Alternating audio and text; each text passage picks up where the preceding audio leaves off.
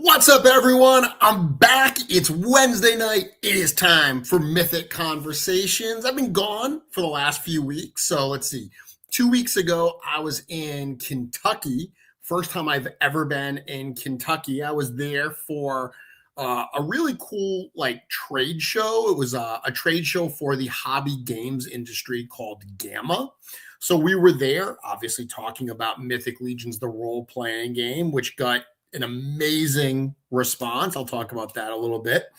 And then last week I was on a genuine vacation. I was down in Disney World. So I went to Disney World for a few days with the family, but now I'm back here and I'm leaving again tomorrow. So tomorrow I will be on a plane headed for Michigan because this weekend is Muskecon, the third year in a row that I will be attending, one of my favorite shows of the year.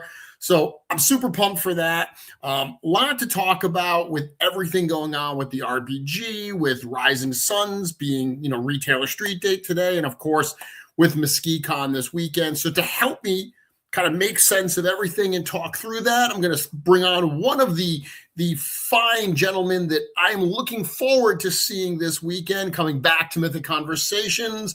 Welcome, please, Lord Stephen Bushotee. How you doing, buddy? Doing well. How are you, my friend? I'm doing very well. I am so excited for this weekend. I'm excited too because if you don't know, if people out there have never attended Muskecon in Michigan here, Jeremy has said this is his third time he's going to be there. And Jeremy, Muskecon Jeremy is the best Jeremy, okay? Because he's got, he does things. He's got things to do, but he doesn't have as much to do at this show as he does other shows. And he's a little more laid back. He's a little bit relaxed. He's kind of even keel, cool Jeremy. Yeah. You might even be able to, slip him a beer or two once in a while. And yeah, so it's really fun to have. Well, it's really fun to have all of them, but Jeremy's usually a delight for this weekend. It's funny you say that because that's, I remember Curtis saying something similar where he really enjoyed, me being at Muskecon a few years ago for the exact reasons you mentioned, that because my level of responsibility was so much less than normal, I was very much able to, mingle more and spend time and talk to everybody because I didn't have, the showrunner type responsibilities or anything. So yeah, I'm absolutely looking forward to it. It's going to be myself going. It's going to be Jim going once again. It's going to be Cornboy going back this year. He's missed the last few years, but he'll be back. And then Brad will be there as well. So pretty excited. It's going to be a great time. I'm really excited to have Cornboy back. Yeah. Like you said, it's been a couple of years, and I know he loves this show too. So I'll be able to hang out with him a little bit. I'm stoked. Yeah. And we'll get more to talking about Muskecon in a few minutes, but let's start by talking about some of the stuff that's going on in the world of Legions right now. And I mean, the biggest thing going on probably in the world of Legions is, of course, the Kickstarter for Mythic Legions, the role-playing game. So, there's a lot to talk about with this, Stephen. Last time I was on, the campaign had just started. Since that point, we're now, coming up on $900,000 in funding. I'm not going to lie, that $1 million plateau is something we've never achieved that in the front facing side of a Kickstarter. Like Advent of Decay was like 935,000. With backer kit, it exceeded $1 million. But if you look up Advent of Decay, that $1 million number is not there because backer kit additional pledges are not shown in that. So that's just like this kind of milestone, this plateau that I really, really want us to be able to hit. And we're getting close there. We've unlocked a bunch of stuff, and there's just a lot of good things here. I remember you and I were talking about this even before everything had been revealed. And one of the things you said was that this wave really felt kind of like a throwback wave. It kind of felt like back to the basics, back to what really launched Mythic Legions with basic character designs, accessory packs, head packs. Let's talk a little bit about that. What are your thoughts on this new wave of figures that accompany Mythic Legions, the role-playing game? I love these guys. I love pretty much. I don't think there's a weak one in the bunch for me. I'm excited to get my hands on all of these guys. I love it. I don't know what's it's such a strong wave, and it is back to the basics. I mean, it's in a way, there's a lot of cool new parts here that we, or maybe not new as well, but stuff that we don't easily have gotten our hands on, and it just is fun. I love the D and, for lack of a better term, the D&D feel of it. Just the adventure party feel of this whole thing is so cool, and I'm excited. Yeah, I mean, it's going back to the original Mythic Legions Kickstarter wave. You look at this and it's like dwarves, barbarians, knights, vampires, skeletons, orcs. It's got all of that stuff, plus some of the stuff that was introduced in Advent of Decay, which was that first real big refresh in terms of the female characters and the elves and the Jagualians. So there's a lot here that, like I said, as much as I love the more eccentric stuff we've done as of late, the giant crab monsters and so forth, there's something very comforting about these types of characters, and coupled with the fact that this is a really new way, I think, of buying figures. And actually, right as I was saying that, I saw this comment come in from Desiker saying, I like the format of $30 figures and $15 character packs. Yeah, and that is a different type of approach here. Instead of what we've done lately, which is just cram more and more and more parts into that box to add value, by going with this more a la carte experience where you've got that lower priced base figure and then the option to add these parts. I think that's been very well received by our fan base as well.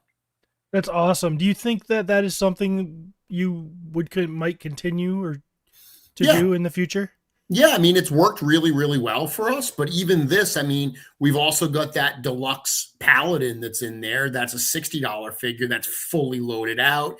Even that mythic monster builder at $45 that's got, your typical kind of breakdown of parts in there. That mythic monster builder figure is kind of what a typical Mythic Legions figure would be today.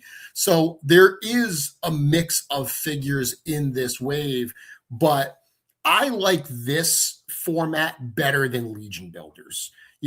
Legion Builders, I've always said that the price point was great, but every time someone that didn't understand what they were buying bought a Legion Builder and looked at it and said, this isn't that impressive. Like, it doesn't have paint on all the belts and stuff.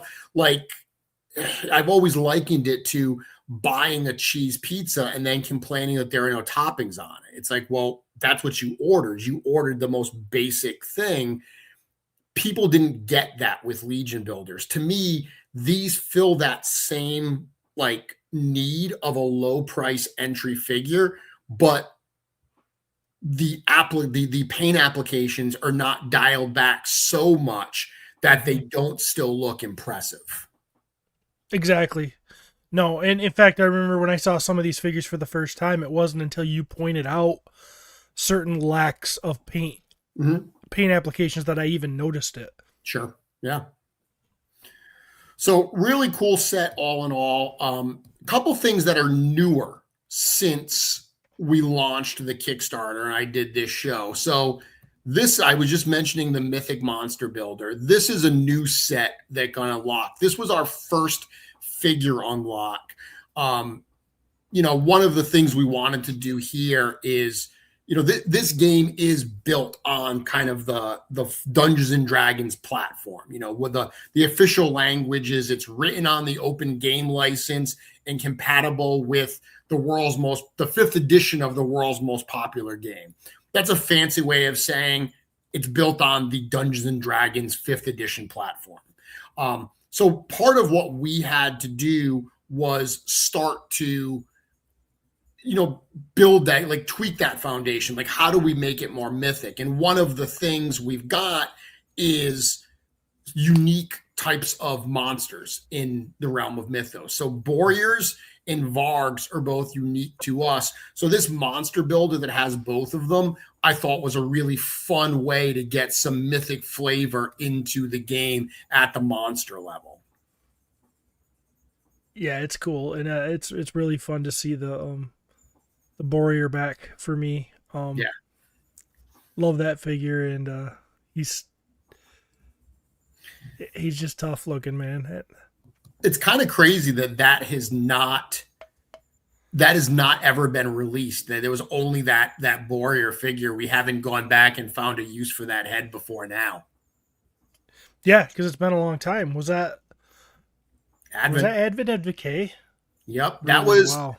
That was one of the figures. So it was Borear, Calavius, Hagnon, and Balam that they were supposed to be like an interim wave. Like they were supposed to be like a 1.5 wave, and they just never got done. So they got pushed into Advent of Decay along with, the elves and vampires and all that stuff. Yeah, that's a fun pack. Yeah, for sure. Now, the other one we've got is, interestingly, the only named figure we have. So all of these figures by design are not named characters. They're all, human cleric, Jagualian, rogue and stuff, or ranger, stuff like that. They're all generic characters or, no name characters. So players can add their own information to them. The only one that's different is this skeleton thief, this vampire skeleton thief, Rix. So the starter adventure that comes with the beginner box is called The Shadows of Mercurios. And in that adventure, there is a new group. They're not a faction. So they're not, as strong as a faction, but they're like a little gang, a little group of criminals called the Ghosts of the Pit. And they are operating in quite literally the shadows of Mercurios. This takes place long after the Colosseum has fallen, and Mercurios is genuinely a shadow of what it used to be. And Rix is one of the members of this Ghosts of the Pit group. It was a character that Brian Borgman, who is writing the adventure, added into the story. He added a skeleton thief named Rix. He wasn't a vampire. So just using that name and that general idea of a skeleton thief, we put together this figure, looking for a cool head to use. We've never actually used the vampire skeleton head on a character. It's always been in the heads pack or in the graveyard pack. So this kind of like came to life, no pun intended. And it's a fun addition, I think, to the campaign, and another $30 figure. He's tough, man. It's a tough looking figure right there. I like it a lot. Anytime I can get my hand on those torso piece and that skirt piece too. Yeah. Because they're great for repaints, and I don't know, he's just tough looking. And it's cool. I mean, if you look at the parts here too, like you mentioned that torso and skirt, that was very intentionally selected because it's nowhere else in the wave, So it's one of the exciting things I think about what we've got going here is this is introducing not only the game, of course, but the realm of mythos to a whole new category of people. And, we see some of these parts and we're like, oh, that's cool to get that again. But we've already got a couple examples of it in our collection. I mean, Lord Bushotee comes with those parts. Exactly. It's really exciting if you're new to this and you're seeing all these parts for the first time, how exciting this variety is. Very nice. So I mentioned at the start, we did a show in Kentucky a few weeks ago called Gamma. And again, this is a gaming show. So it's a trade show. So it's not like your typical toy show. It's not open to the public. You had to be a member of this trade organization, which is for the hobby games industry, to go. So it reminded me a lot of Toy Fair, New York Toy Fair, only much smaller, wider aisles and very narrow, like I say, narrowly focused on games. The range of games at this thing was insanity. Like so many different types of games and ancillary products. So there was a lot of like all the paint companies like Citadel, Vallejo, Army Painter, they were all there set up as well because all that stuff is sold in hobby shops. So it was really cool. And we talked to a lot of like game store retailers. And, one of the things about the game early on, we were trying to figure out how the figures were going to work in the game, and right from the start, I wanted them to have a meaningful role in the game. And it took us a little while to figure out what that role is. And, when we were explaining it to these game store owners, like what I would tell them is I'd say, okay, so this is a typical role-playing game. You've got your map with your little 1-inch grid squares, and you've got your miniatures or your standees, and they're moving around. And they all understood that. They were all like, yep, I'm following. And then I would say to them, but when you get to that boss level battle, you swap that 1-inch grid map for a 4-inch grid map. Each one of those boxes still represents 5 feet of space, but now you can swap that miniature for this fully posable action figure. And the minute I would say those words, their eyes would light up. And it was really refreshing because there was genuinely part of me that was worried that gamers were going to find this to be hokey, that they were going to find the idea of swapping the map and swapping the miniatures and putting a full-size action figure on the board to be too gimmicky. The exact opposite was true. They absolutely loved it. Like the idea of posing these characters according to what they're doing, they loved it. And then when I explained about the modularity of the figures and started breaking them apart, it was like game over. They were literally like, I've never seen anything like this. We had multiple people say to us, this is genius. Why has nobody done this yet? So that kind of positive reception was really cool because we know these are awesome action figures, but to get them in front of a game audience, not a figure audience, a game audience, and get that kind of reaction was really refreshing. I bet that's pretty cool. Yeah. That's a good step in the right direction. I would say, man, because yeah, a whole new audience to bring into Mythic Legions. That could be very exciting. Yeah, and through a game that they already love, or yeah, that's what it is. I mean, it's. It's crazy how the game audience and the action figure audience, they run so parallel and they have so much in common, but I'm realizing now how rarely they intersect. Of course there are some people that are gamers that collect toys and vice versa, or the big toy collectors that also play games, but I'm really finding that so many people came up and they were like, when I said, yeah, Mythic Legions is an 11-year-old toy line, we're 300 figures deep. They were like, how have I never heard of this? Like they were blown away and they loved it. Like not just the game stuff, they loved everything we had to show. We had a lot of different stuff on display there and they were very, very receptive to it. Did you have the dragon on display? We did not have Bayeth there. What we did have, interestingly, was we had Zinjar.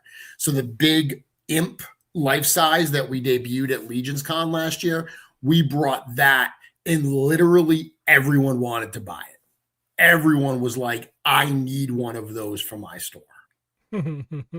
Very cool. Very cool. So super exciting. On the topic of the Kickstarter, it's at $873,000 right now, and it's slowed down a little bit, right? Normal. Very normal. And everyone is panicking. Everyone is freaking out. Not everyone in the studio, but everyone for whom this is the first Kickstarter they have ever backed. I am getting so many very well-meaning text messages from people suggesting ways that we can get people excited for this and get people to back it. And it's very, very interesting to read all of those because Kickstarter is genuinely such a unique thing. Because unlike a regular pre-order, like this is how pre-orders work as well, by the way. There's a big spike in the middle and a big spike at the end and a giant valley in the middle. The difference is nobody sees pre-order numbers but me. Mm-hmm. On Kickstarter, you're completely putting it out there for everyone to see. And I get why people are very freaked out about it not going. It is an interesting scenario because early on that first week, I had so many comments about you need to reveal all of the stretch goals. You need to reveal every surprise to back people. And Kickstarter is a marathon, not a sprint. If I reveal everything right from the get-go, there is literally nothing for me to surprise people with or reveal for those other 30 days. It just stagnates. And then everyone goes from all those people that said, you need to reveal everything right away to build interest. Those are all the people that will come back and say, you need to reveal more stuff to keep interest. So there's very much a strategy to how you roll this information out. Sure. And if history tells us anything, it's going to be a crazy last week. Yeah. And I mean, I'll admit right now, I haven't backed it yet. I always wait till the end. That's not what you should do. I'm not telling anybody else to do that. Do as I say, not as I do. Back it now and get this stuff unlocked. Yeah, so there's got to be other people. There's a lot of people that are going to come in there at the end and go crazy. I mean, there's just people that genuinely don't know that Kickstarter doesn't charge until the campaign's done.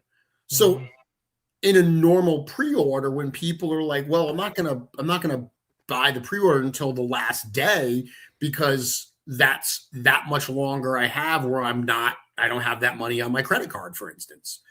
But with this particular one, you are not charged until the end of the campaign. So the campaign ends on Saturday, April 4th at 9 p.m. Shortly after 9 p.m., Kickstarter will charge all the cards. Up until that point, you could pledge right now. They will not charge you. And up until that point, you can also change your pledge, make it go up, make it go down, whatever you want to do right up until the campaign ends. So there really is no financial reason not to back it early and get in there. Now, one thing I will point out, Stephen, that's a little bit different from other Kickstarters we've done. This particular Kickstarter ends on April 4th, right? There is something called late pledging available. So you can add to your pledge after the fact and stuff like that. But I've seen people in the past that are like, oh, I'm going to pledge only a tiny little bit now, and then I'll add everything later. When you add everything later, it's going to be more money. So after that point, all the prices you see on Kickstarter right now, those $30 figures, they're normally $35 at retail. Those $15 character packs, they're $20 at retail. If you wait until after the campaign's done to buy those things and add those things, they actually go up to the full retail price, not the discount. So there is genuinely a reason to back that stuff. Some of the combos go up by like $100, like, because the combos that have a ton of stuff in it, when you add in all of the things that they include and all of the discount you're getting, it's a significant difference in price. So backing now makes sense to help us open stretch goals, but without a doubt, backing before that 4/4 deadline makes incredible sense. Yeah. Good to know. 1/6 Shooter is pointing out that not backing is not a very alpha thing to do. I'm not sure he's qualified to say what is alpha and what is not alpha. I do have an action figure in the line that is named after me that specifically says alpha. So when you get an alpha figure in the line, then we can talk on even ground. Until then, I have the high ground. Curtis is in the chat, and Curtis and his crew, they actually did, including Trevor, they did some early Mythic Legions RPG testing over at the Legions Quest channel. So this was actually an early version of the game. The rule set was not fully finished yet, but it's a really cool kind of walkthrough because it shows some of that early testing that was done. You know, they recorded everything. So if you want a little bit of behind the scenes kind of the game, or at least an early iteration of it, check out Legion's Quest. They've got some cool episodes. Also, Curtis is driving to my house at the moment. So, be careful. Then maybe if you're texting and driving. Maybe Darl is the one that posted that. Oh, I thought it was Curtis, maybe. It could be on here, on his. Yeah, who knows?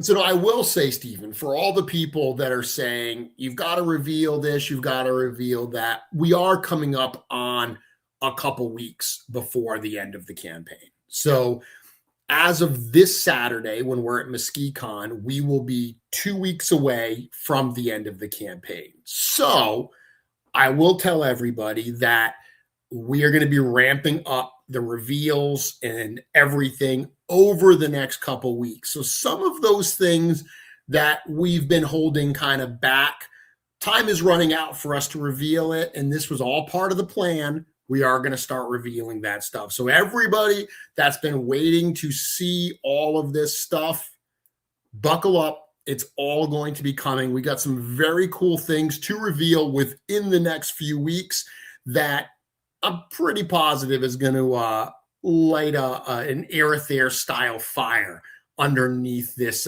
campaign that's in its little kind of valley period right now. Wow.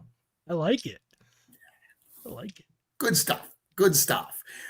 We may even have something to show at Muskecon this weekend, Stephen. I was hoping you were going to say that because I kind of was like, I'm putting 2 and 2 together next couple of weeks. That's, I think we should really do something cool at Muskecon.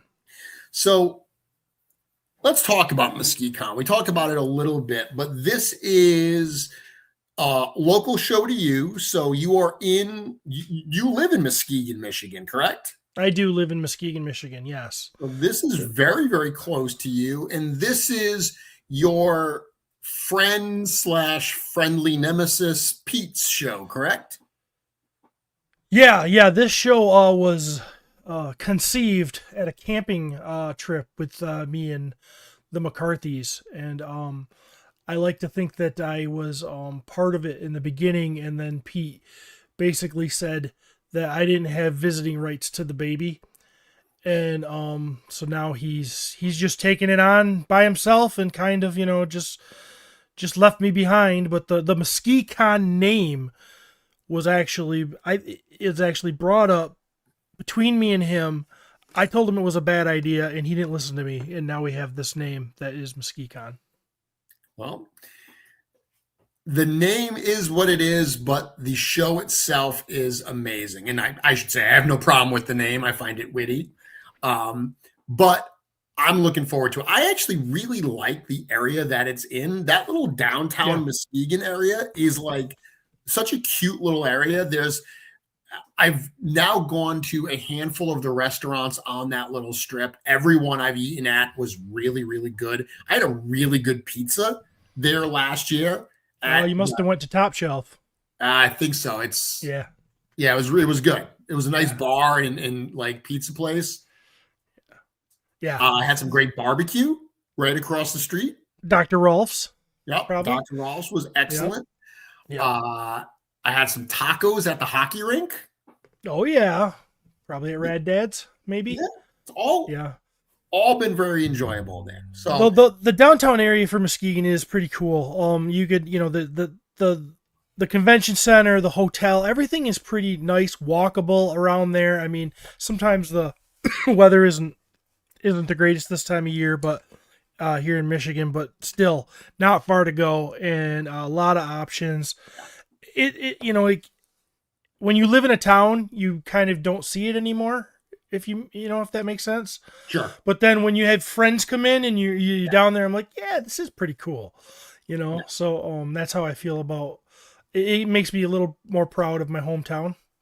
Yeah, I like it a lot. I really do enjoy going there. Like I said, the whole experience. I mean, of course, last year we also got the tour of Pete's Firehouse, which was great.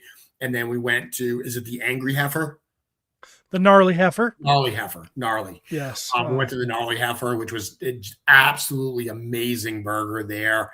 So yeah, nothing but great things that I'm looking forward to. But we've also got the Mythic meetup. So that's one of the things that I think is really special about this show, because it's not a large show. It is a fairly smallish show, all things considered, but the Friday night Mythic meetup really adds like a super positive vibe to Muskecon. Tell us a little bit about what we can expect on Friday night. Mythic meetup is a get together we do in a little one of the convention rooms in the convention center, and we usually have some hors d'oeuvres, we have open bar, we have a lot of fans, we have a lot of giveaways, we have a cool bunch of prizes. It seems like I think more people walk away with something than don't, I would say. A lot of fun. It is My Wife Is Gonna Kill Me. We're there. It is, it's there's kids usually at this thing. It's not like it's off the chain. My wife is going to kill me, but you never know what's going to come out of one of our mouths. So be prepared to hopefully laugh. It's not in the vein of our live show at Legions Con. But you save that. You don't do that at your show. You save all of that for my show. Yeah. Yes. Appreciate it. Yes. We I get all the liability. Yes, you want to be truly offended, come to Legions Con and see us. So and the last few years Jeremy has had stuff to share, stuff to show us that people get to see for the first time there usually. Where one year was the book. I mean, we've had some pretty cool stuff being shown. So it's basically a celebration of everybody that's there and Mythic Legions, and we have a great time doing it. And I think it's the highlight for me of Muskecon is that get together. So it's just grown every single year, and I'm hoping to see it just blow the doors off from that room this year, and hopefully I don't have enough chairs, and that's a good problem that I hope we have. Yeah, I feel like the vibe I'm hearing, the buzz I'm hearing, the fact that, the RPGs going on right now, that Rising Suns just had Street Date. This is a retailer. This is what we used to call a street team, retailer-led, Legionnaire-led show. So, this is one where we are not set up. And there's tons of Legions to buy, but it's not us. It's one of our retailers. So this is Travis, who is taking all of those orders. which means retailer street date just passed today for Rising Suns. I always hate to say, oh, these are going to be at the show, because I cannot guarantee anybody what's going to be at the table once they get to the table. However, we will at least start the day with Rising Suns on the table. I'm expecting it's going to go pretty fast, and we'll talk about Rising Suns in a bit, but I just got a feeling that this is going to be a crazy day. Oh, yeah, and plus we're going to have some limited stock of Legendary Warrior. Yep. So Mythic Legions fans will get their own line for the show. Yep. It'll take you right up to that table. She will be strictly one per person. It's not one per time through the line, because I'll be blunt, we will not make it through the line. Everyone in line will not get one. That's what happened last year, where we strictly limited it to one per person, and not everyone in line got one, because there's only so much at each particular show we do. Yeah. Yep. So get there early. Yeah. Get in line if you want her. She's pretty cool. I got a chance to get my fingers on one. I love that buck. I like to call it plow pillar scale. She's a big lady. She looks like she can strap on and pull that damn plow. She's got thick hind quarters, good strong genetics. I'm really impressed with that figure. So, you don't want to miss her if you don't have to. And I will also point out, this is the second show of the year she will be at. She's going to be at every single show we do all year, and then we will have some available at the end of the year. The Legendary Barbarian went fast once we put him online. Again, 20 minutes it sold out. Hopefully this one won't be as quick. Hopefully we're going to have more of this one. But there were points last year that we packed up Legendary Barbarians at shows and brought them home. Towards the end of the year, there were shows that he did not sell out at. So again, you never know. You never know what's going to, what the demand for something is. This has always been one of the challenges with in-stock items, is you've got to guess how many you need. We brought more to ZoloCon this year than last year, and the demand was just unbelievable. It sold out so fast at ZoloCon. Yeah. And I don't want to forget our vendors either. We've got Legion's Row. I'm not going to even name any of them because I will miss some. Sure. But there's a lot of cool vendors there. Yeah. A lot of return people. I mean, so yeah, get ready to have a great time. As with always, we're going to beat a dead horse and say that it's the social part that is the best. And I think that's going to bode true. It always does, but there's also a lot of great things to spend your money on that you'll want to bring home. So I'm excited. It's going to be a lot of fun. So Friday night, do you know what time the Mythic meetup starts on Friday? I believe it is 8. Okay. I believe. So it's towards the end of the night. I will tell people that there's cool stuff happening all day. Like, people are going to start showing up on Thursday and on Friday. So if you're at the venue hotel, everybody's going to be there. Everyone's going to be hanging around. And there's just, it's in many ways like I hate to always say a mini Legions Con, but doors open at 7, meetup starts at 8, L Tidy said. Brett. But yeah, so it's a cool thing just to go and hang out and enjoy kind of this community. Then we've got the meetup on Friday night. After the meetup's done, people are still hanging out in the lobby, conversing, drinking, having fun. The fact that it's a show in the hotel is always awesome, because once you're done, you can just go right upstairs. And then we've got the show on Saturday. And then once again, Saturday night, people will be hanging out. I've got a very early flight the next morning, so I won't be hanging out too late, but I'll definitely be there. And if memory serves me correctly, it was a year ago on the Saturday night that the whole Dusty versus Steven arm wrestling challenge like really started. I can tell you that you just never know what's going to happen at Never. Muskecon. That is the night that Dusty started to run his mouth, and this will also be the first time that me and Dusty have been in the same room since he assaulted me at Legions Con. And like I said, I've been the good guy. I could have pressed charges. I mean, he put his hands on me. He assaulted me. That wasn't part of, it was an arm wrestling match. He lost. And I just think that he's kind of a lunatic and he should really learn to control himself. So we'll see how that goes, being face to face and in the same space. It's a little subplot. It'll be interesting to see how it all materializes. Yeah. Now, something else happened on Saturday night last year, Stephen, that I don't know if you remember. Why wouldn't I remember? Do you remember what I'm referring to? Not yet. I don't know what you're referring to exactly.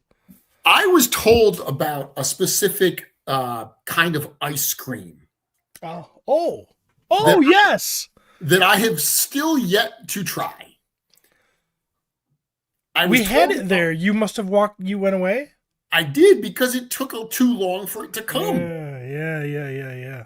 I had to get upstairs. I had to go to sleep, and I did not enjoy my Superman ice cream. So I'm giving you fair notice that I feel like I'm owed a taste of Superman ice cream.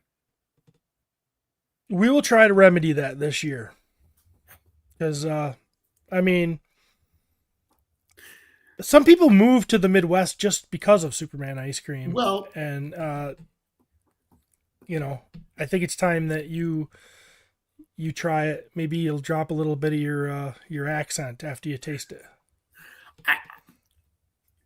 I will say this: I don't know if any ice cream is going to make me move out of where I currently am, but I'm up for the challenge. Yeah, Superman ice cream. So, yes, sir. So very cool, Muskecon. I will also point out that Muskecon is not the only event we are involved with this weekend. This is also the weekend for the huge MegaCon show down in Orlando, Florida. Interestingly, the last few years, MegaCon has been in like January. So it's been like the first show of the year that we've done in a lot of cases. This year they moved it to March, and it actually, coincides with this weekend at Muskecon. So that's another street team show that we've done. Jeff Mercado from Slap Happy Toys, he's run that booth he was doing this MegaCon booth long before we were there with him. So while no members of the studio are going to be down at MegaCon in Orlando this weekend, Jeff is going to be set up with his usual display. Jeff is an authorized retailer of Full Horseman Studios. Once again, I cannot tell you what will be at his booth by the time that you get there. MegaCon is an absolutely insane show. But he's a retailer. He's got Rising Suns. We'll see how long they last. So he's got a cool selection of stuff there. If you are in the Orlando area, certainly if you're going to MegaCon, make sure that you find Jeff's booth so you can check out what he's got going on as well. And I think I might actually have, let me see if I can find here I might have his booth number. Let's see if I can find his booth number. We don't need booth numbers at I don't have his booth number on my list here. I know he told me at one point. Mm. 6110. So if you find booth 6110 at MegaCon, that is Slap Happy Toys, and they will hook you up with your Legions fix. Okay. On that note, Rising Suns, Stephen.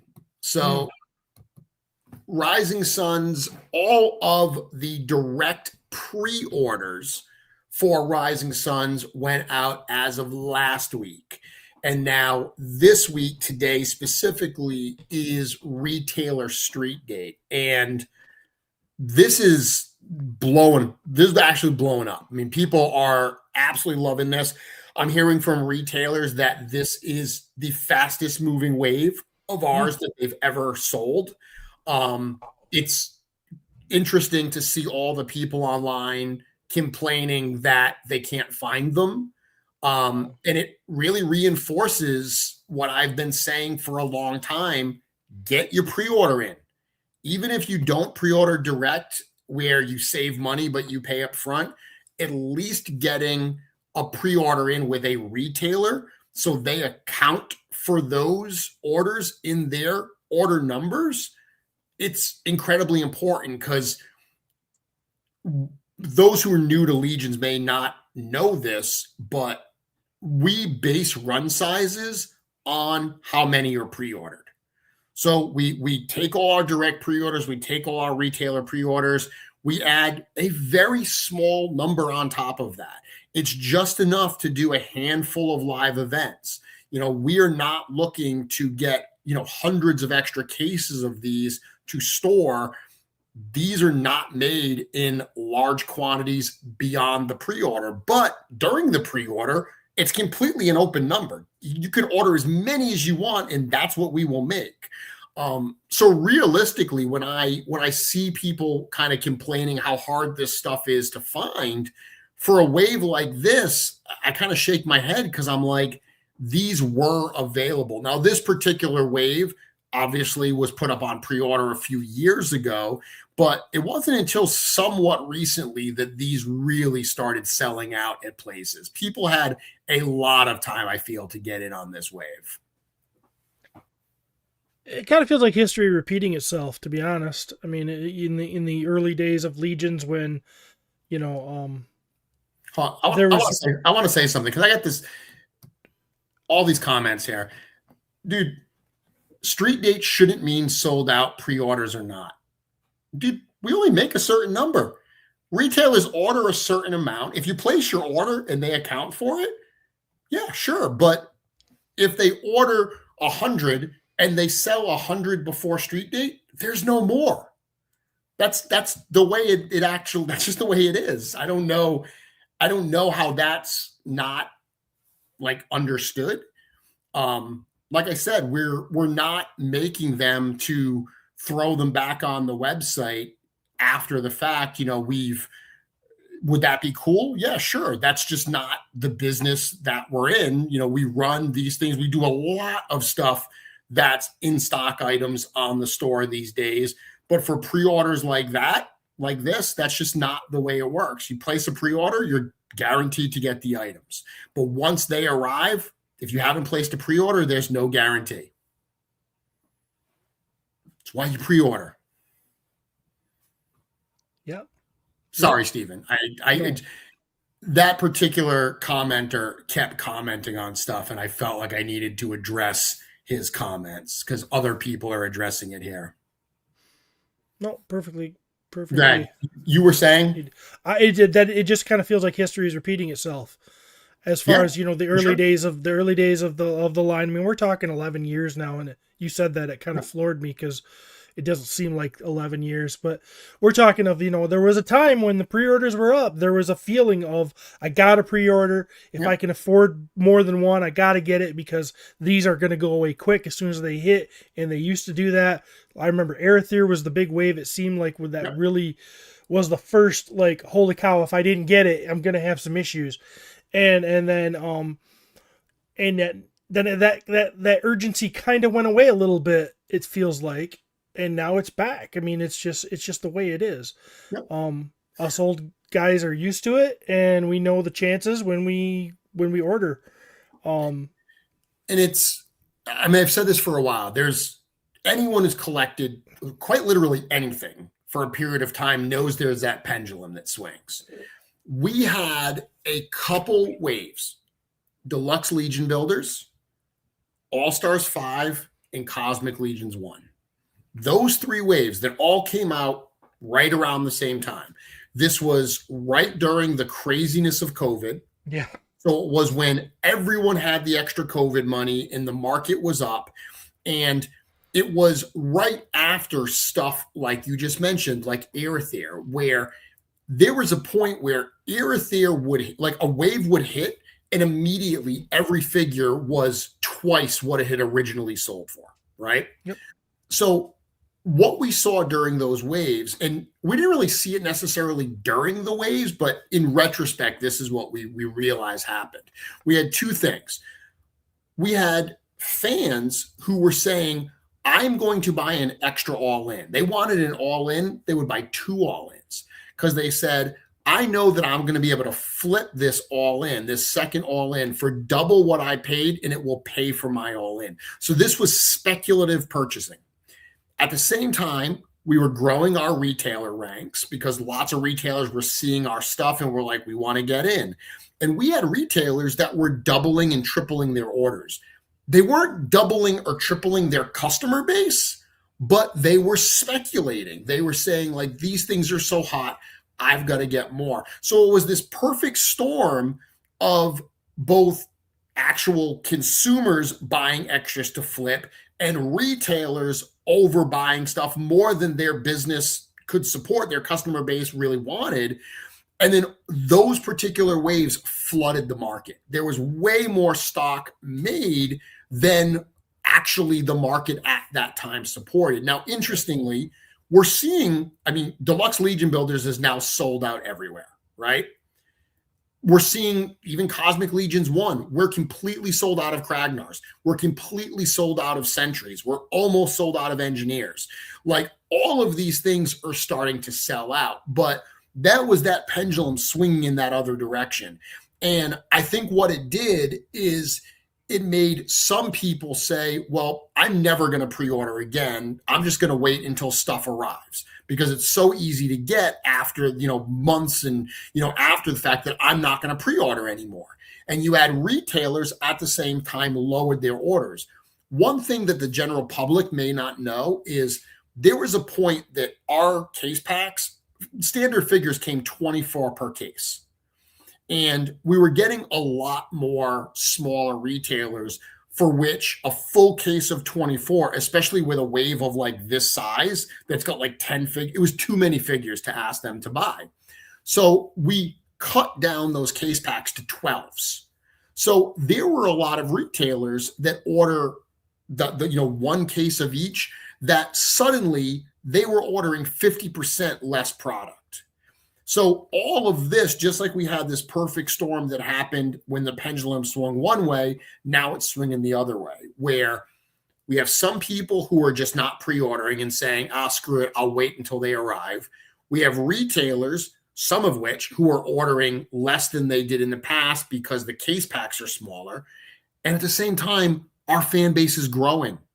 Our fan base is getting bigger and bigger. We're doing projects like this, agreement with Joe Manganiello. We're launching this Kickstarter. We're bringing in all these new fans. So all of this is creating this kind of demand for product like this. So that's why I've been telling people for a year now, don't sleep on these pre-orders. Even if you don't pre-order direct from us, because I get people saying like, oh, I don't want to pay up front. It's not going to be in for a year, 2 years. I get that. Totally get that. I wish I could say that we had fixed the problem of how long it takes for these things to arrive. We're working on it. We're working on it every single day. But I get that.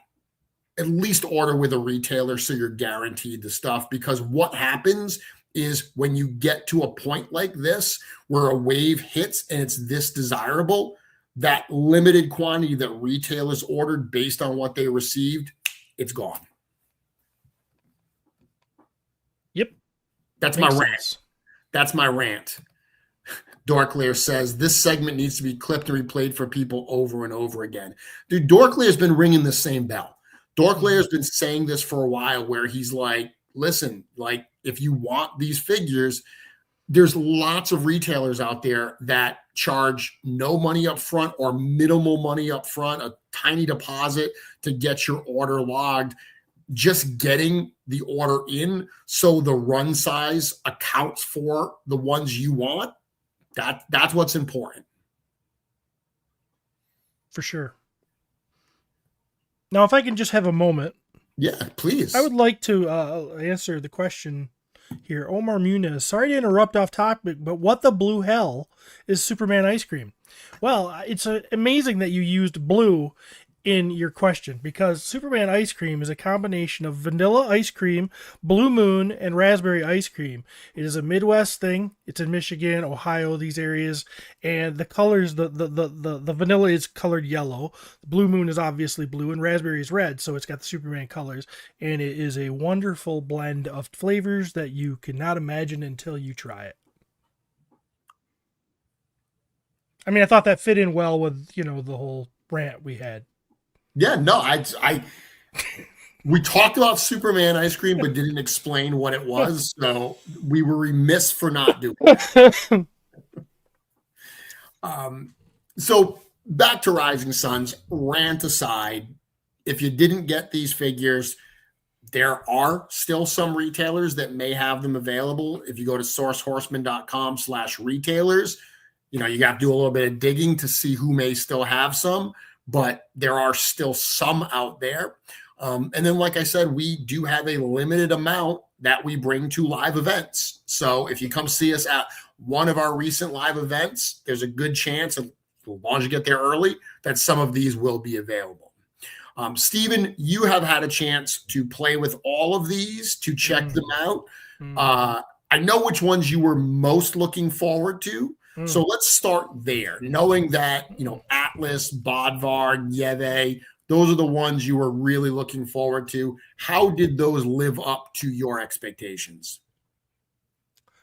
Somehow beyond. I had forgotten a few things about Attila. The genius way that you guys used that back post to put that piece in to hold his cloth on and everything else. That was just awesome engineering. The way you guys thought of that.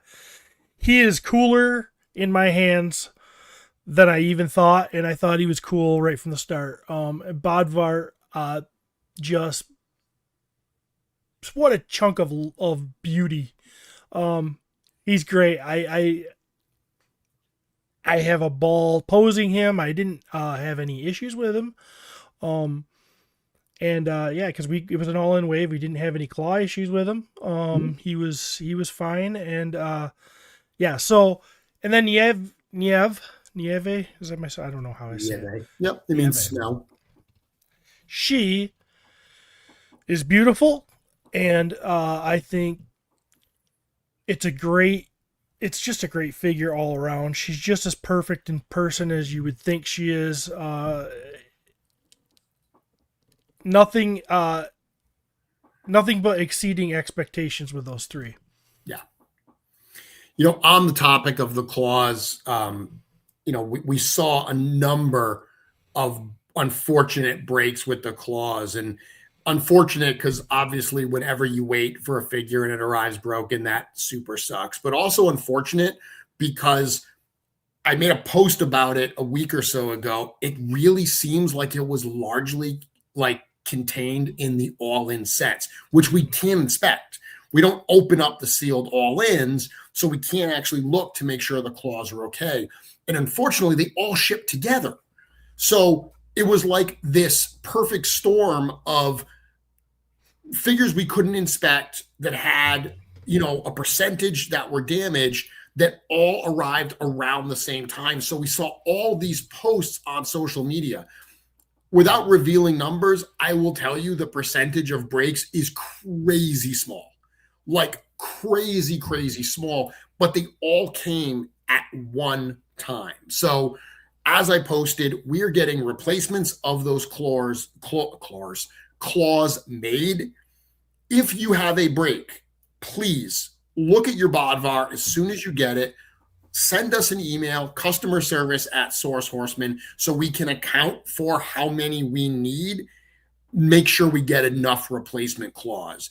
But I will tell you that the amount that were broken in that short period of time really made it seem like a much worse problem than it is, because what we've been seeing, yeah, there have been a couple that have had the broken since. We have found a few from the regular cases that are broken, but it is not a much high, it's not a different percentage than we see weird stuff with figures normally by pulling them out of cases. So sucks that it happened, but understand that it's not widespread and it's totally going to get taken care of. Perfect. Yeah. Who was your sleeper? Who was the figure that you weren't really looking forward to that absolutely blew you away? Yoshante Kari. Yoshani Kari? Yeah. That was this was your sleeper? Yes. Okay. Tell us a little bit about why. I just didn't. I don't know why, because I think I'm stupid. I don't know why I didn't see that it was amazing figure right from the start.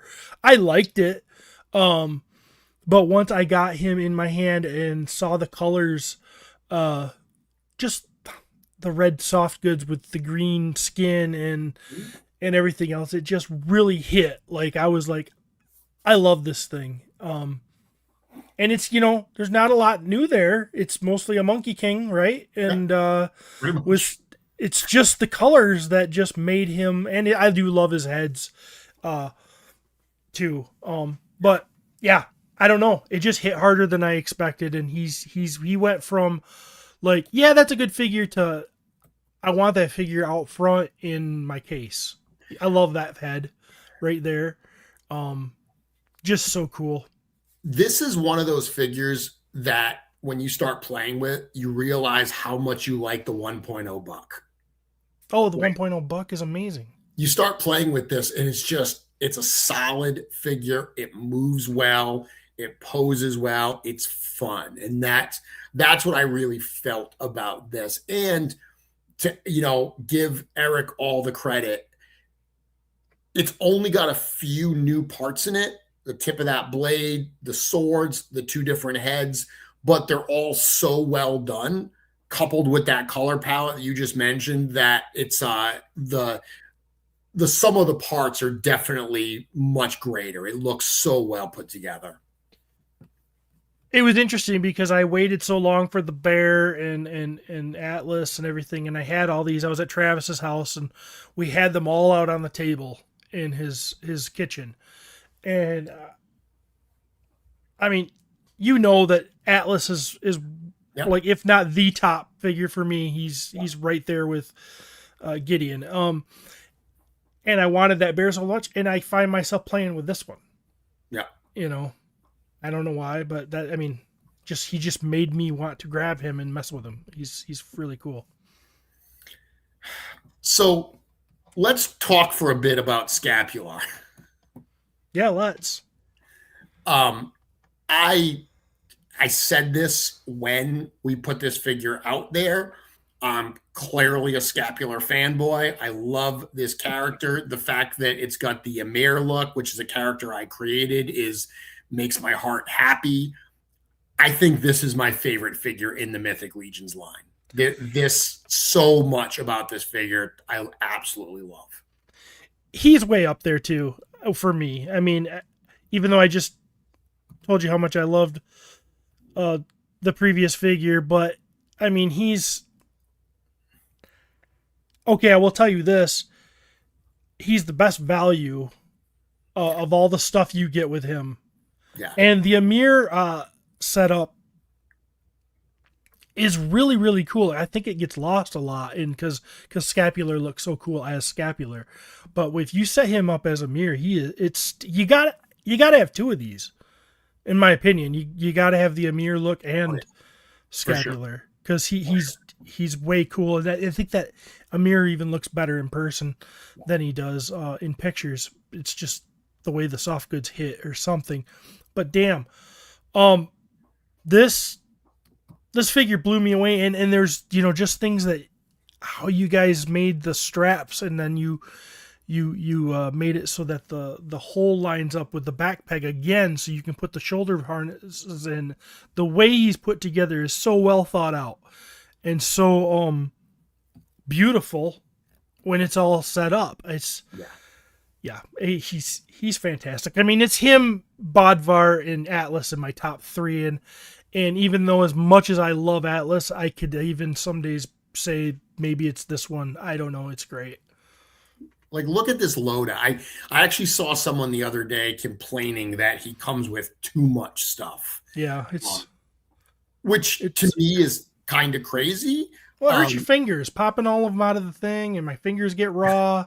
Well, no, I think the comment was more that the simplicity of the figure is lost with all this stuff. And I kind of shook my head because I'm like, you don't have to put it all on. Mm-mm. Like, that's one of the nice things is like, if you want to strip this thing down and make it more like the original version of it, you absolutely can do that. It'll still be a great looking figure. So I kind of like that it's got both of those options. The fact that, you can fully outfit him so he's got an arsenal worth of stuff hanging off of him. But if you want to go with a simpler version, dude, totally do so. It's still going to look killer. I did. You need two versions. You need two of these for sure. Yeah. I did strip him down a little bit. There are parts I didn't use on him. Yeah. Because especially because I liked mine on the horse, and it's easier to pose him on the horse with some of the stuff gone. Or his unicorn, I should say. Yeah. But yeah, so he is amazing. Any other standouts that you want to kind of focus on and talk about? Anything that surprised you? Oh, yeah, his unicorn. Okay, Umbra. Yeah, I thought this figure was in person, in hand. It's amazing. I think it's. I've heard not a lot of people, but I've heard some people say, I don't need that. I don't need that. I disagree. You do need it. He is the perfect partner to that figure. Yeah. It is ridiculous and awesome at the same time, and I love it, man. It's bling, man. That horse is all. It's pimped out, and it should be for him, and it works. And not to mention, it's a black horse if you need it to be. Yeah, you can totally black horse. Yeah. So I having a black horse, I think is cool. I think I got two of these as well because I wanted a spare black horse for my Templars. And I'll tell you, Umbra, because he's not the unicorn everyone expected. When you say, okay, we're going to do a unicorn, everyone's picturing the white unicorn. It's a majestic beast. And we intend, if you know Eric, you know that Eric always likes to subvert expectations. He wants to do exactly what you don't think he's going to do. So the fact that we made this like essentially a bad unicorn, a dark unicorn, Umbra is not just a mindless beast. Like, Umbra is literally a Red Star character, the same way that all of these other characters are a member of the Sons of the Red Star. This is a totally sentient being. He is part of Scapular's capers, 100%. The fact that it is as magical a creature as it is, and it's partnered with Scapular, is a genuinely terrifying thing in the lore of Mythic Legions.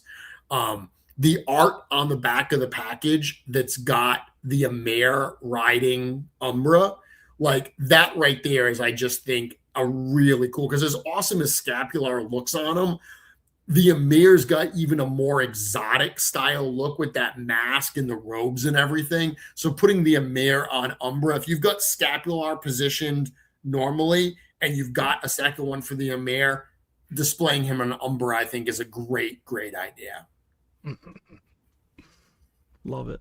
Yeah, love this one. Dorclear was saying that his favorite in the set is the Dwarf 2-pack, the Exiles from Under the Mountain. I have to admit, this was a bit of a sleeper for me. And I think it was the female that was the one that really surprised me. I really, really liked that female build. I ended up using the soft goods that come with this on the female. And I just love the shelf presence that that figure has. Yeah, these figures are so much fun, and the female kind of steals the show for me too.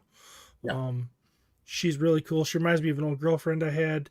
Um, she's just I love the soft goods with the like the metal thing embedded in Yep. it. That's Yep. really cool. Um, but she's just so beautifully executed, Yeah.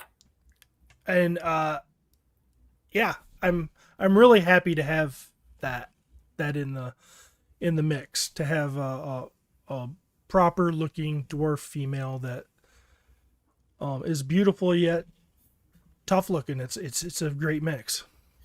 And I mean, I've said this before, and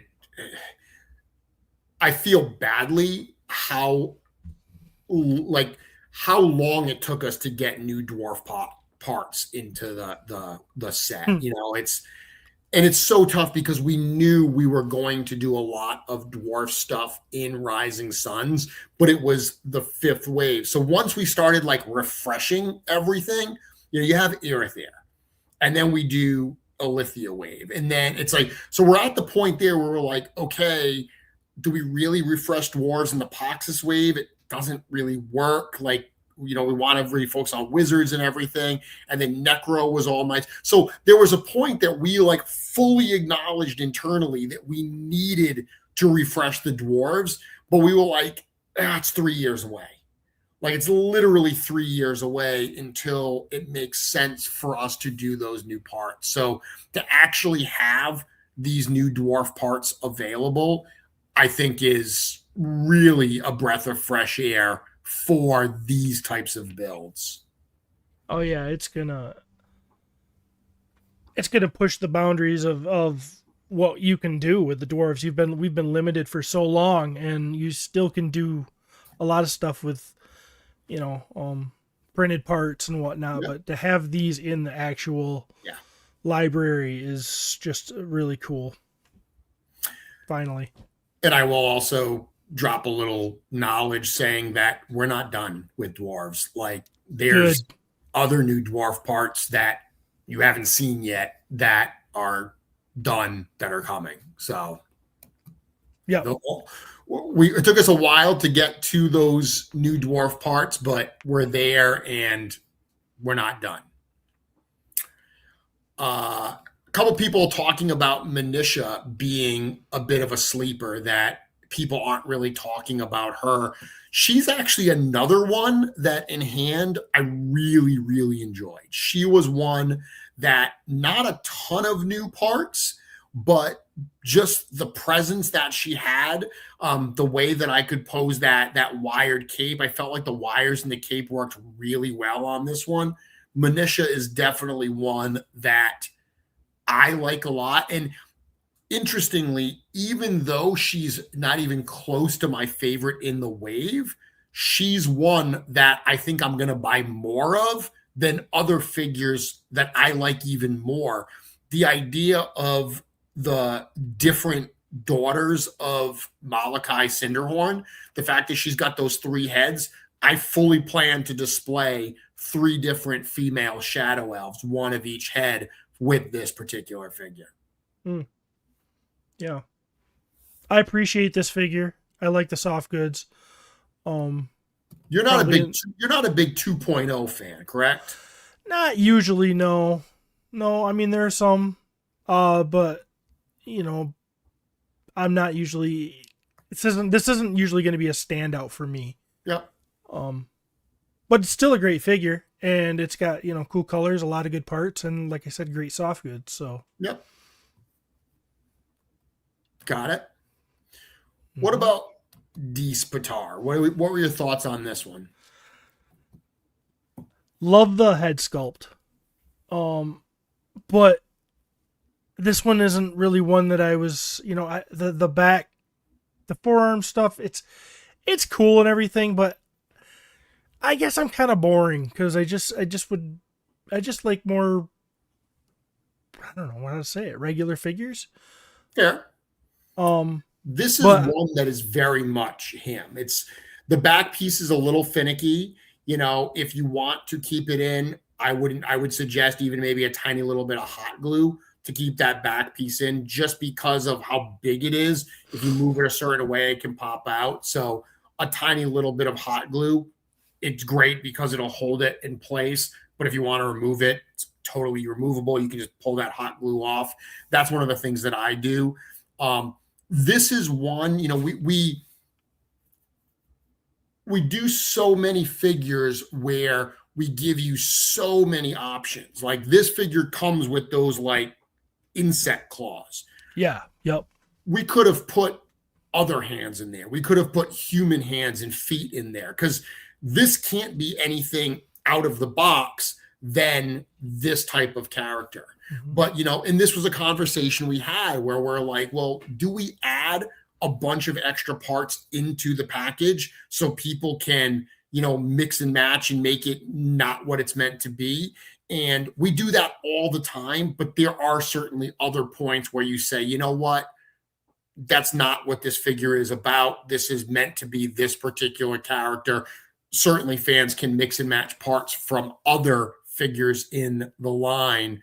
But this is one that I think it's fair to say you either really like it because you dig the weirdness of it, or to your point, it doesn't fit into kind of the type of fantasy characters you most like for your collection, which would make him kind of on the lower end.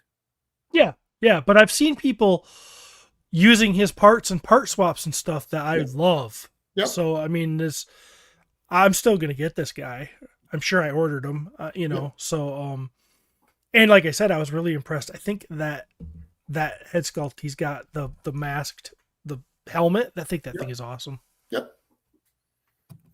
Yeah, I mean, this is another figure that's not at the top of my list for ones in the wave, but I'm gonna buy multiples of it because of the looks and everything. Mm-hmm. I mean, it's funny.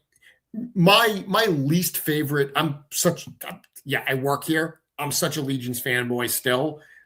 My least favorite Legions figure in a wave is still one of my favorite figures that is in my collection. So, but this with the two different heads and the two different like kind of like crest pieces in front, the fact that it gives you these different options, I think is really, really cool. Very cool. Yeah. Love that guy. So that brings us, the only two we haven't talked about is Regarion and Broder, really, because we talked about Nieve a little bit. So really those are the two that we haven't talked about, which both heroic characters. I'm not sure how you feel about the ogres. This ogre's got a few new pieces on it. It's got, this new belt area. It's got the new hammer and stuff. Is this one that was lower in your list or upper in your list? What did you think about this guy? Visually, I really like him. You don't like the animal characters though, so this is. I'm not a huge animal character guy, but I still do like this. Where the ogres take a knock for me, where ogre scale takes a knock for me, is it's hard to pose. They're all they're harder. I think they're the hardest buck to pose for me. Probably, yeah. Their head movement isn't quite there. They have to, they're either got their head kind of twisted like this or like this. You can't, you know what I mean? There's just a lot there. I think at some point you guys will probably do a refresh on the ogre scale buck at some point. Maybe that some of that stuff gets ironed out. Yeah. But I still love him. I still think he's a great presence in your shelf because one of the things I've always said, you've heard me say it a bunch of times, is I love scale differences in my shelves. So he does offer that a lot, and I think his head, his furry head, it's kind of funny. It's kind of a funny yet intimidating at the same time to me. So I like it. Yeah, It's one of my favorite ogres we've done. Um, I like the new pieces on it. I like, you know, people had wanted a larger scale ogre for a while. I don't think this is what they were asking for. But again, it's a cool thing that, we say all the time that Eric gives you what you didn't know you wanted. And it's a figure that I really like in my collection. Like I said, ogres are not my favorites. It's not my favorite size in the line, but this is certainly one of my favorite ogres so far. Hmm.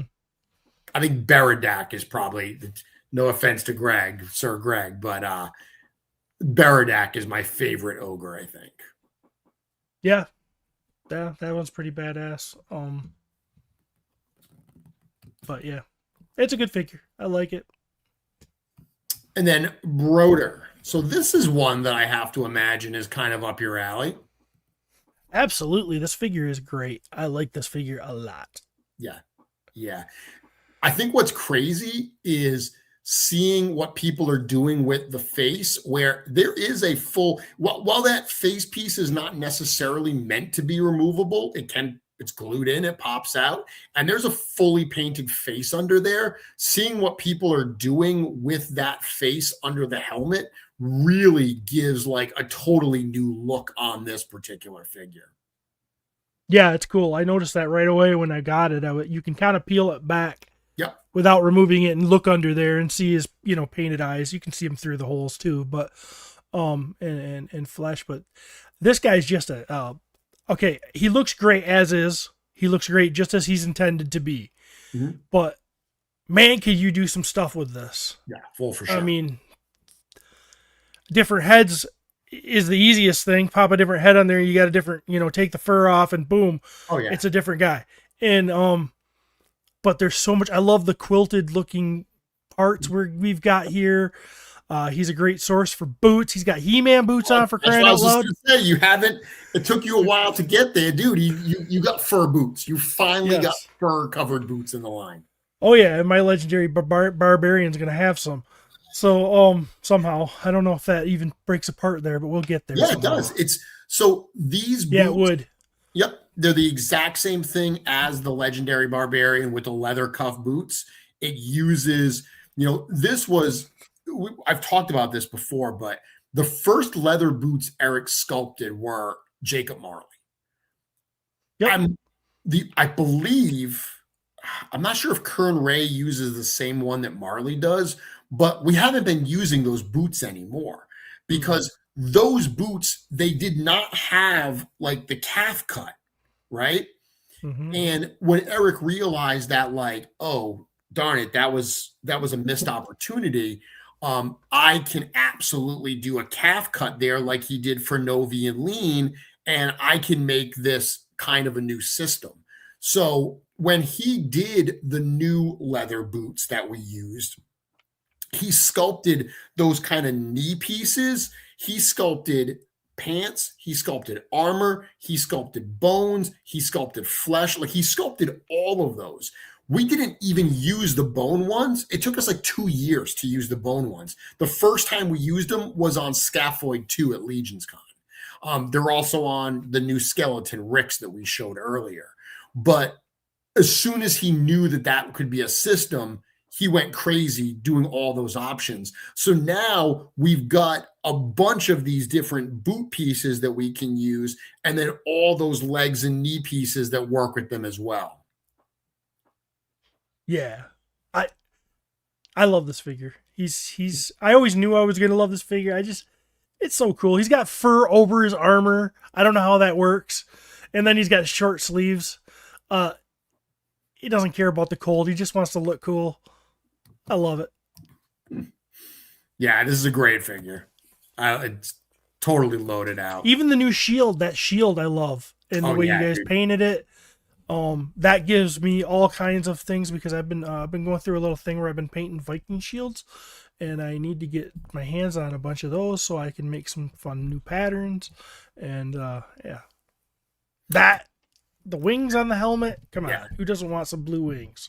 And this is, I remember when we did this, it's like the normal Broder look is more true to what like Vikings wore. And look, these guys are not Vikings. Okay. Vikings don't technically exist. Earth doesn't exist in mythos, but just like we've done for the Mercurians and for the Templars and all these other characters, we take design inspiration from characters from our world and we twist them.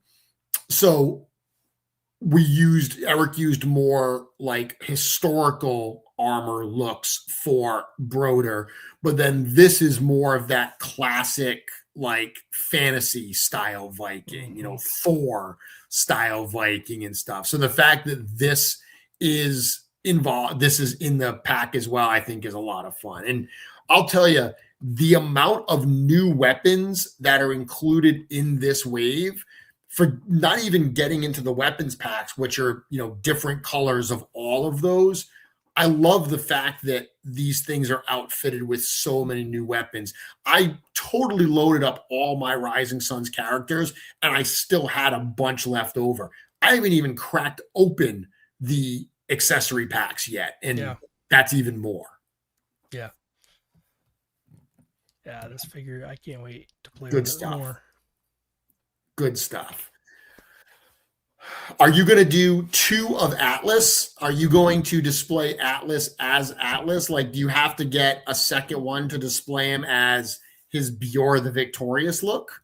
Yeah, I've got 2 Atlases coming, and I've got 2 Bodvars coming because I want him on all 4 and reared up. Nice.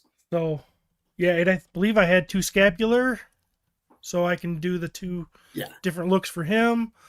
So yeah, I went in because this is such a great wave. I have a hard time between the Necronominus wave and this wave and which one I like better, but I think this one edges out Necronominus just a little bit for me.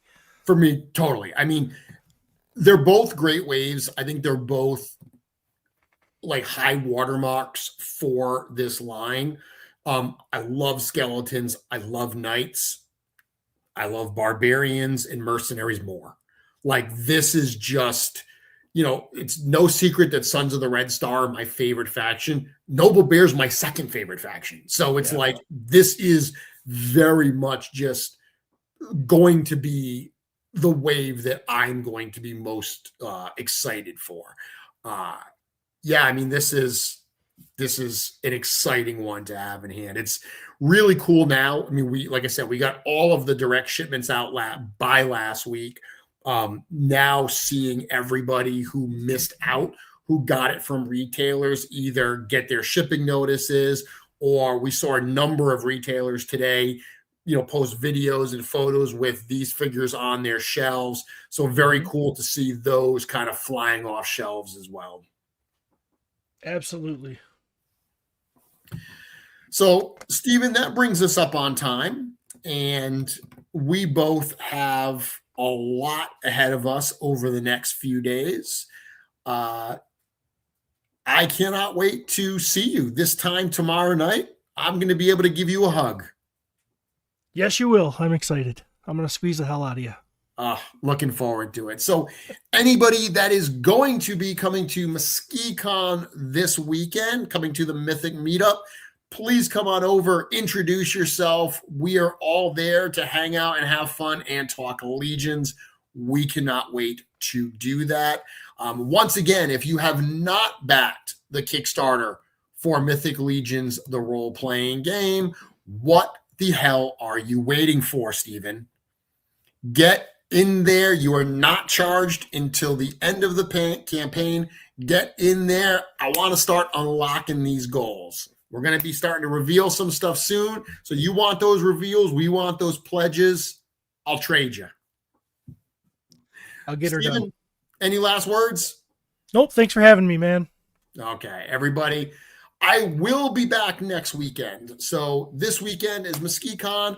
Next weekend is Toylanta. I will be right back here next weekend to talk about, I don't know, I guess everything that's happened between now and then. I'll see everyone then. Good night, everyone.